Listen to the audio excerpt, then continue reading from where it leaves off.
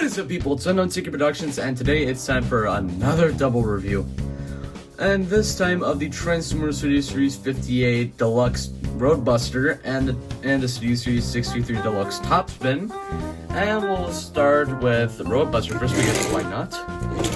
So the vehicle mode, I gotta say, between the two, I love Roadbuster's vehicle and robot mode. Well, design-wise anyway. The figure, I think Topspin does a little bit of a better job. All for a few QC quality control reasons. Just got a little minigun, Impala, Ultra Wreckers written on the tires, big red and white 88s. Of course, the NASCAR thing is there. You get a thruster back there. Yep. Yeah, I will say, I think the weaponized from NASCAR modes for the Wreckers is a really cool idea. Well, at least to me. And as some of you may know, if you watched any other toy reviewers that reviewed these figures, I mean, you'll know that these guys are quite heavy shell formers, I guess. I mean, you literally have just the whole robot mode just folded up down here. Also, I know there's an issue with Roadbuster where this top panel doesn't want to tab into these pieces down here, and yeah, I'm able to get it to tab in, but it's kind of a hard thing to do. Now on to Topspin. Which, yeah, I will say, I do like the vehicle mode for this guy as well, but again, I much prefer Roadbuster design-wise anyway. And one thing that I'm not too big a fan of is that, these things, which kind of, never mind, but yeah, these things are made of a super flexible plastic. Both these things and the claws, and again, quite a shell former this guy is. And, there's one thing I will point out about Roadbuster, which I'll talk to you about in a little bit. It's basically, of course, the same wheels there. Yellow 48s. I'm pretty sure I think this is supposed to be like a Lowe's NASCAR, I guess. Well, I'm not too sure about that now that I think about it. Again, NASCAR. Yeah.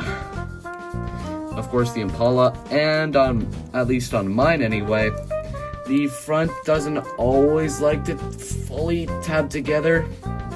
Like, it always just like comes apart. Now, the issue with Roadbuster, or the QC issue anyway, is that this tab right here, it's a little bit too big to actually like fit into the hole, so that way it stops this wheel from rolling as free as it can. And speaking of rolling, Topspin rolls okay, although it's kind of more sliding due to the underside kibble and these things as well. And Roadbuster rolls a lot more freely. And without further ado, let's get into the transformations for robot mode.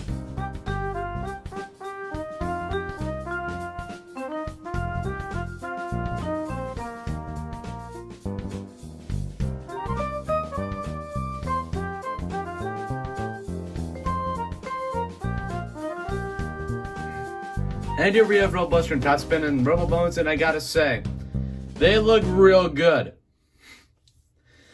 Okay, now again, starting off with Roadbuster. Now, of course, all the mechanical detail is all there. Yep, he's got the green visor there, the minigun over his shoulder, the missile pods. I'm not sure, I was never sure what like these parts were actually for, but I'm pretty sure that they were supposed to be these, except on his shoulders. Of course, the faux chest is there. There's dust building up on it. Yep, here we go. Yep, again, this guy is pretty much a shell former, you could, of course. So, of course, a backpack's gonna be there. Apart from that, looks pretty good. Now on to Topspin, and I'm just gonna let you know I did break a little something, but it's not crucial to the transformation. And of course you got the blue visor this time. Also, are these like supposed to represent dreadlocks? And are those like the same things that I was confused on? I just bumped the camera. And are these are these supposed to be like parts of the thing that I was confused on with Roadbuster? You get the real bulky stuff, kibble over the shoulders, which I don't really mind too much, honestly. Of course, you got the claws, which again are really flexible, which I don't mind it too much for the claws, but for the guns, I do take issue with it.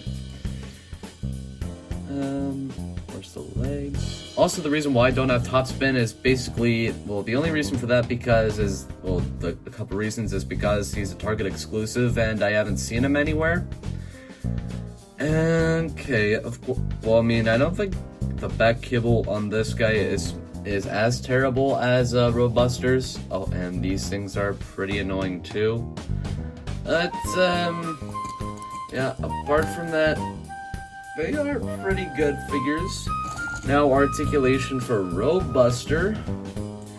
The head is on a ball joint, so we can look up that far and down that far, and there's a little bit of head pivot there. Of course, you can look side to side. The shoulders are on ball joints and a hinge joint, so it can shift. And these things are on barbell style ball joints, as you can see back there, which allows them to swivel and move up and down. And the shoulders can also rotate forward that far until it hits the back kibble and can move back that far, I guess. And it can also move out that far. You get a bicep swivel, a bend at the elbow, but if you utilize this other hinge joint, it can act as a double bend. Why not? And if there's a hinge joint at the wrist, which is more for the transformation.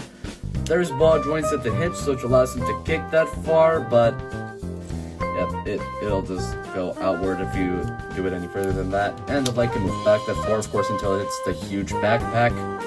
And he can do basically the full splits. You do get a thigh swivel. Also, the backpack doesn't like tab in too well. You get a thigh swivel, a bend at the knee, and up and down at the ankle. And so articulation for Roadbuster is pretty good, but is also kind of limited. But as for Topspin's posability, there's another ball joint at the head, so we can look up and down, a little bit of head pivot, and of course it can swivel. Ball joints at the shoulders, and barbell ball joints at the big shoulders, so the arm can rotate all the way around this time, and the arm moves out that far if you utilize the barbell ball joint. I'm not sure if this would be an elbow swivel or a bicep swivel, and you get a bend at the elbow, and it's pretty good even without the use of the double joint.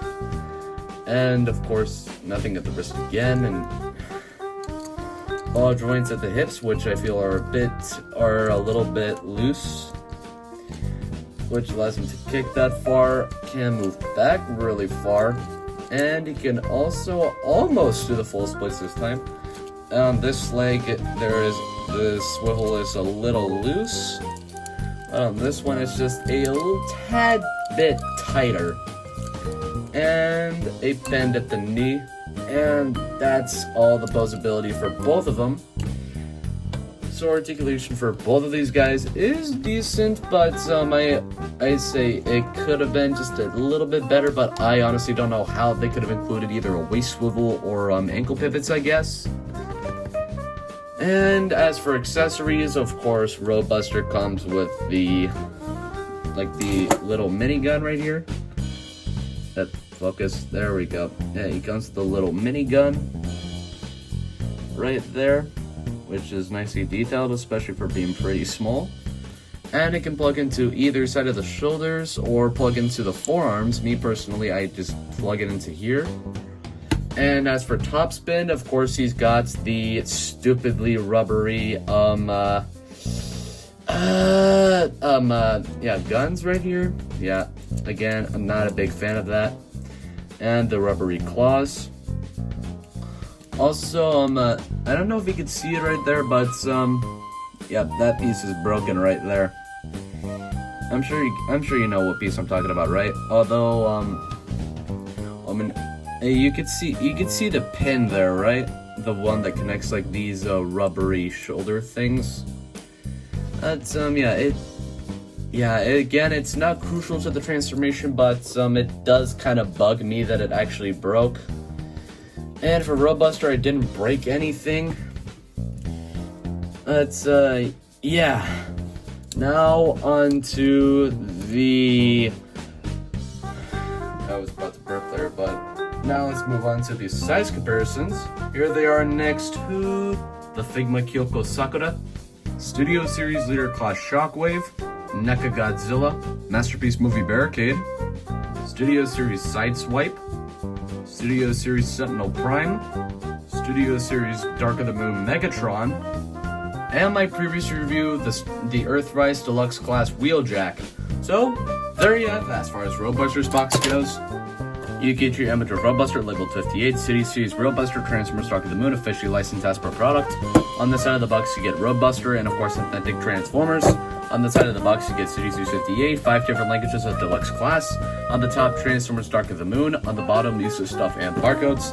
On the back, you get your product sense, Transformers in 23 steps, the images with both his modes, Roadbuster, officially licensed product. And as for Topspin's box, you get your image of Topspin labeled 63, City Series Autobot Topspin, Transformers Dark of the Moon, officially licensed as per product yet again. On this side, you get Topspin, and of course, authentic Transformers again. On the side of the box, you get City Series 63, it's 4 different languages of Deluxe Class this time. On the top, Transformers Dark of the Moon, which opens way too easily. On the bottom, uses up barcodes again. And on the back, you get your product shirts again, 15 Transformers to 15 steps, Autobot Topspin, officially licensed GM product, and. So my final thoughts on these figures are, they have great robot modes with, honestly, kind of minimal accessories. And of course, as I mentioned like a few times in this video before, I'm not a big fan of some of the rubberized parts on Topspin. All of Roadbuster's parts are basically just hard plastic, which I feel like is good.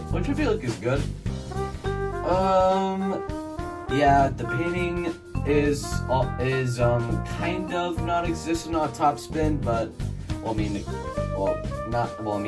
it's there, but it's not non-existent. But but painting is there, except it's minimal, which concludes for less paint chipping.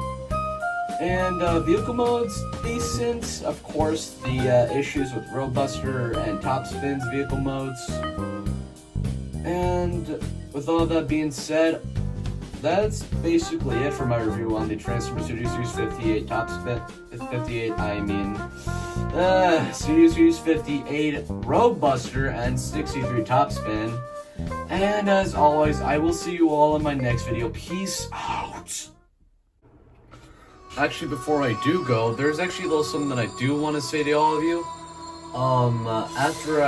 After this review, this might actually be my last review for a little while. This will probably be my last review for a little while until maybe I get the Figma Sayaka Miki someday, Kyoko! Someday!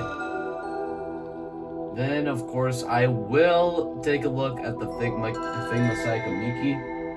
But until then, it might be like a couple months before I actually do manage to pick up the Figma Sayaka Miki. Someday, Kyoko, Sayaka will be here with you. Okay? You hear me? But yeah, now I can officially say peace out.